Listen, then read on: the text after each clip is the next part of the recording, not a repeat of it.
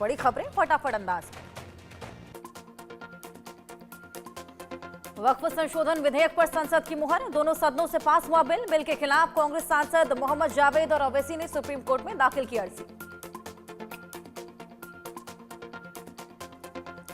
वक्फ bill पर केंद्रीय मंत्री जीतन राम मांझी का विपक्ष को जवाब, कहा तुष्टीकरण की राजनीति कर रहा विपक्ष। ये बिल किसी के पक्ष में नहीं, विपक्ष में नहीं, बल्कि गरीबों की भलाई के लिए है।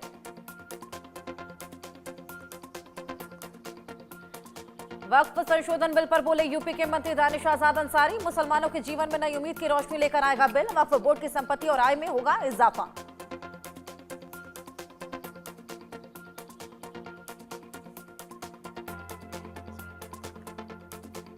महाराष्ट्र के मुख्यमंत्री देवेंद्र फडणवीस का बयान, कहा नए वक्फ कानून से बड़े पैमाने पर आएगी पारदर्शिता, पहले सिर्फ तुष्टीकरण होता था।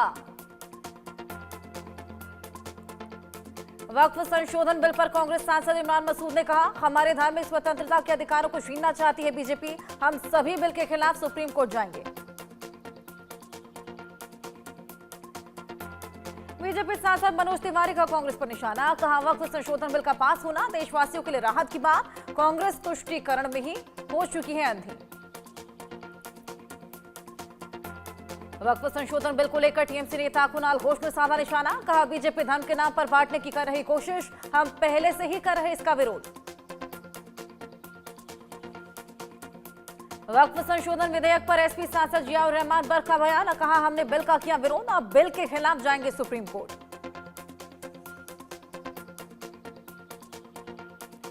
आठ कांग्रेस सांसद प्रमोद तिवारी का केंद्र पर निशाना, वक्फ संशोधन बिल को बताया असंवैधानिक, कहा बिल को अभी कानूनी लड़ाई से गुजरना होगा।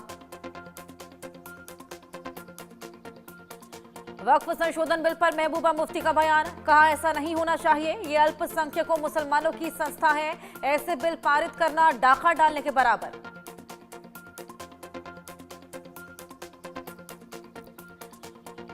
थाईलैंड के बाद श्रीलंका के दौरे पर प्रधानमंत्री मोदी, कोलंबो में हुआ जोरदार स्वागत, श्रीलंका के साथ कई मुद्दे पर होगी बातचीत।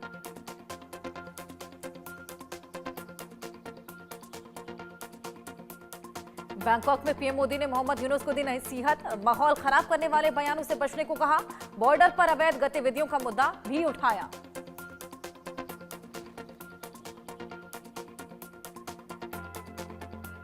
बिम्स्टेक में गूंजा रोहिंग्याओं का मुद्दा, यूनुस ने म्यांमार पर फोड़ा ठीकरा, बोले रोहिंग्या संकट पर म्यांमार को कड़ी कार्रवाई करने के लिए कहा, रोहिंग्याओं की स्वदेश वापसी सुनिश्चित करने की मांग।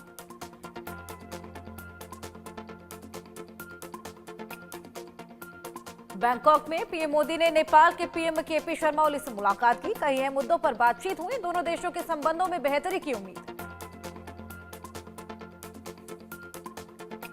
बैंकॉक के मंदिर में पीएम मोदी ने पूजा की, वाट फो मंदिर में पूजा अर्चना की, थाईलैंड की प्रधानमंत्री शिनावात्रा भी मौजूद रही।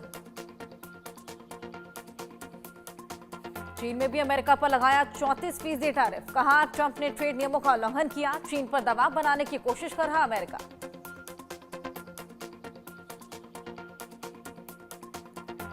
ट्रंप की सख्ती के बाद कनाडा हुआ अलर्ट, कनाडा ने अमेरिका पर 25% टैरिफ लगाया, ट्रंप के जवाब में फैसला लिया।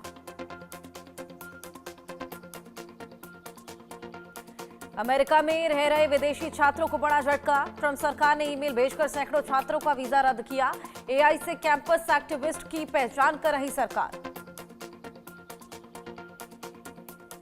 डूबती अर्थव्यवस्था के बीच पाकिस्तान को कामयाबी, देश के उत्तर पश्चिमी क्षेत्र में तेल और गैस के नए भंडार की खोज हुई, इस खोज को ऊर्जा क्षेत्र में माना जा रहा बड़ी उपलब्धि। काठमांडू में राजशाही समर्थकों ने प्रदर्शन किया, राष्ट्रीय प्रजातंत्र पार्टी के नेताओं की रिहाई की मांग की, पुलिस की गिरफ्त में हैं कई नेता।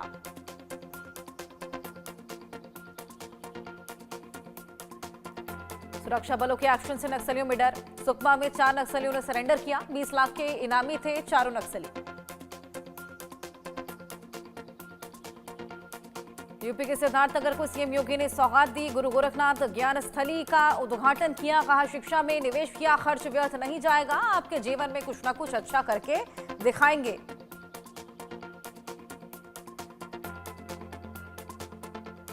कोलकाता में रामनवमी के जुलूस पर बोले शुभेंदु अधिकारी, अपने धार्मिक त्योहार मनाना हमारा संवैधानिक अधिकार, लेकिन ममता बनर्जी की पुलिस हमें रोक रही, हमें हर मुद्दे पर कोर्ट जाने के लिए मजबूर होना पड़ रहा।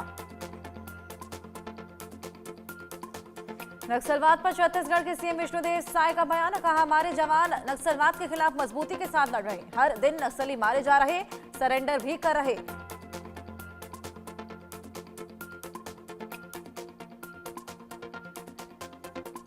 पंजाब के बठिंडा में ड्रग्स के साथ पकड़े गई पुलिस महिला कर्मी, प्रशासन ने किया आरोपी महिला को बर्खास्त, ड्रग्स का कारोबार और रील बनाती थी ये महिला।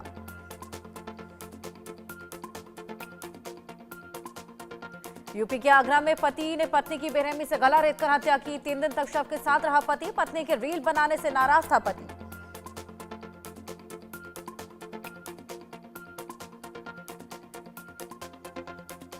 रामनवमी को लेकर अयोध्या में तैयारियां तेज, राम मंदिर को फूलों लाइटों से सजाया जा रहा, 6 अप्रैल को मनाई जाएगी रामनवमी।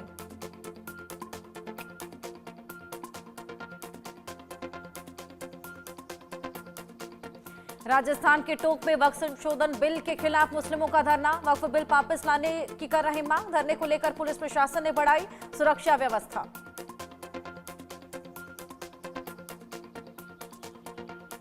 एमपी के राजगढ़ जिले के सारंगपुर में काली मस्जिद के इमाम ने वक्फ बिल की कॉपी फाड़ी, कहा हुकूमत का फैसला मुसलमानों के खिलाफ, हमसे छीना जा रहा आजादी का हक।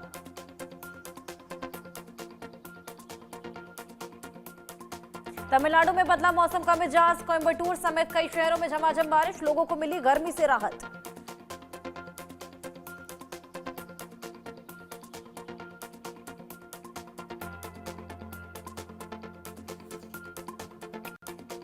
आगे बढ़ेंगे, बड़ी खबर जम्मू कश्मीर से, जहां पर घुसपैठ की कोशिश को नाकाम कर दिया